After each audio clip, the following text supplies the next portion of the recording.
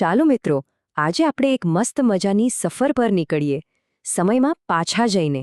આપણે ઇતિહાસના પાનાઓમાંથી એક એવી જોરદાર વાર્તા સાંભળીશું જેણે આપણા દેશ ભારતનું ભવિષ્ય જ બદલી નાખ્યું. અરે, તમને ખબર છે, ક્યારેક ક્યારેક એક સાવ નાનકડી વાત એટલી મોટી બની જાય છે કે તમે વિચારી પણ ના શકો. આજે આપણે બસ એવી જ એક ઘટના વિશે જાણવાના છીએ, એક એવી અફવા જેણે આખા દેશમાં આગ લગાવી દીધી હતી. કેવી રીતે? ચાલો જોઈએ. નમસ્તે દોસ્તો, હું છું તમારો ટીચર ભાવેન સોની અને હું તમને લઈ જવાનો છું એક એવી મજાની સફર પર જ્યાં ભારતના લોકોએ પોતાની આઝાદી માટે પહેલીવાર એકસાથે મળીને અવાજ ઉઠાવ્યો હતો. તો તૈયાર છો ને મારી સાથે સમયમાં પાછા જવા માટે? પણ આટલી મોટી લડાઈ અચાનક તો શરૂ ના થાય, ખરું ને? એની પાછળ કોઈને કોઈ કારણ તો હોય જ. તો ચાલો સૌથી પહેલાં એ સમજીએ કે એ સમયે ભારતમાં શું ચાલી રહ્યું હતું. લોકોના મનમાં આટલો બધો ગુસ્સો અને દુઃખ શા માટે હતું? એમ સમજો કે એ સમયે આપણા દેશમાં અંગ્રેજોનું રાજ હતું અને તેઓ ધીમે ધીમે આપણા ભારતના રાજા મહારાજાઓ પાસેથી તેમના રાજ્યો છીનવી રહ્યા હતા. ક્યારેક નવા નવા નિયમો બનાવીને તો ક્યારેક લડાઈ કરીને.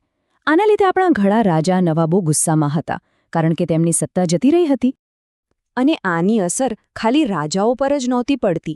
જે સામાન્ય લોકો હતા, જેમ કે આપણા ખેડૂત ભાઈઓ, તેમની હાલત તો એનાથી પણ ખરાબ હતી. અંગ્રેજો તેમની પાસેથી ખૂબ જ વધારે ટેક્સ એટલે કે કર લેતા હતા. બિચારા ખેડૂતો આખો દિવસ મહેનત કરે, પણ કમાણીનો મોટો ભાગ તો અંગ્રેજો જ લઈ જતા. આનાથી તેઓ ખૂબ જ દુઃખી હતા. અચ્છા, હવે વાત કરીએ સૈનિકોની.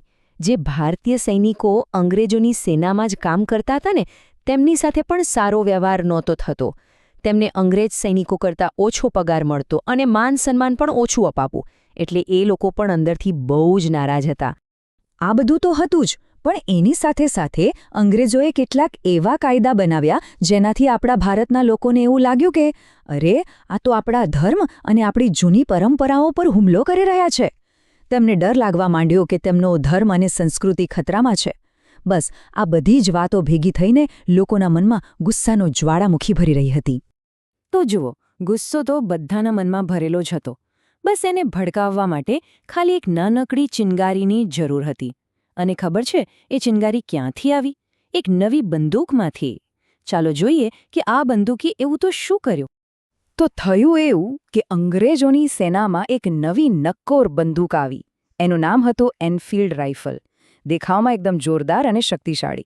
પણ એની સાથે એક એવું રહસ્ય જોડાયેલું હતું જેણે બધું જ બદલી નાખ્યું. થોડા જ સમયમાં સૈનિકોમાં એક વાત છે ને આગની જેમ ફેલાઈ ગઈ. એક અફવા કે આ નવી રાઇફલના જે કારતૂસ છે તેને બંદૂકમાં ભરતા પહેલા દાંતથી તોડવા પડે છે. અને એ કારતૂસ પર ગાય અને ડુક્કરની ચરબી લગાવેલી છે. હવે તમને ખબર જ છે, ગાય હિન્દુઓ માટે કેટલી પવિત્ર છે અને ડુક્કર મુસ્લિમો માટે વર્જિત ગણાય છે. બસ આ વાત સાંભળતા જ હિન્દુ અને મુસ્લિમ બંને સૈનિકોનો ગુસ્સો 7મા આસમાને પહોંચી ગયો. તેમણે નક્કી કર્યું કે ભલે ગમે તે થાય, તેઓ પોતાના ધર્મને ભ્રષ્ટ નહીં થવા દે. તેમણે એક અવાજે કહ્યું, અમે આ કારતૂસનો ઉપયોગ નહીં કરીએ. અને આ બધાની વચ્ચે એક બહાદુર સૈનિક સૌથી પહેલા આગળ આવ્યા. તેમનું નામ હતું મંગલ પાંડે. તેમણે જરા પણ ડર્યા વગર અંગ્રેજ અધિકારીઓની સામે ઊભા રહીને આ વાતનો ખુલ્લેઆમ વિરોધ કર્યો. મંગલ પાંડેની આ હિંમત એક નાનકડી ચિનગારી જેવી હતી. પણ હવે આપણે જોઈશું કે આ નાની અમથી ચિનગારી કેવી રીતે આખા દેશમાં આગની જેમ ફેલાઈ ગઈ. મહાન સંગ્રામની શરૂઆત અહીંથી જ થઈ.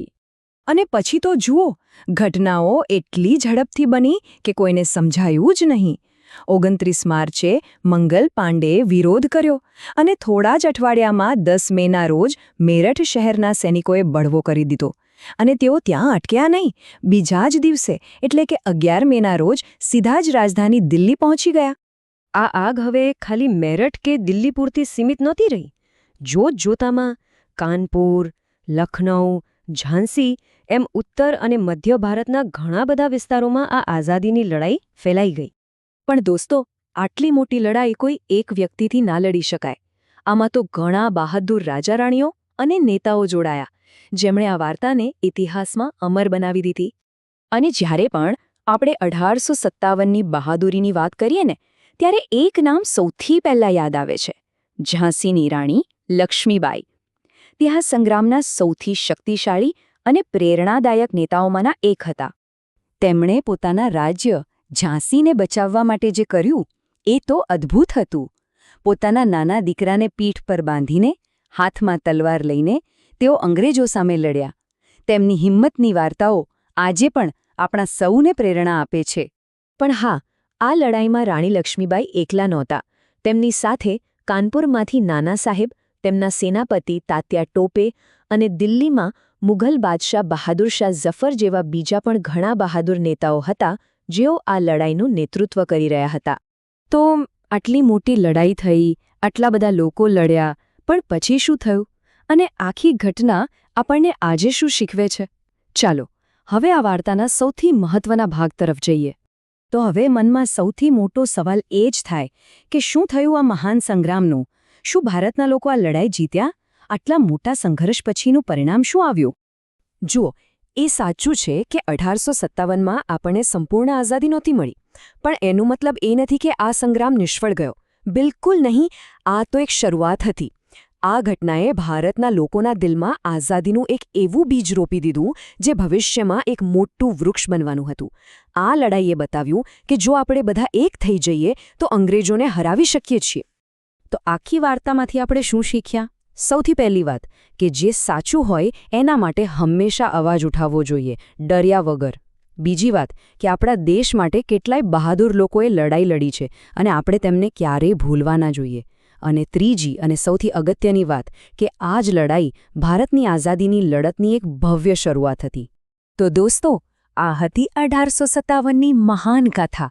મને આશા છે કે તમને આ સાહસિક વાર્તા સાંભળવાની ખૂબ મજા આવી હશે. મારી સાથે આ ઐતિહાસિક સફરમાં જોડાવા બદલ તમારો ખૂબ ખૂબ આભાર. આપણે જલ્દી જ મળીશું એક નવી અને એટલી જ રોમાંચક વાર્તા સાથે. ત્યાં સુધી શીખતા રહો અને જાણતા રહો.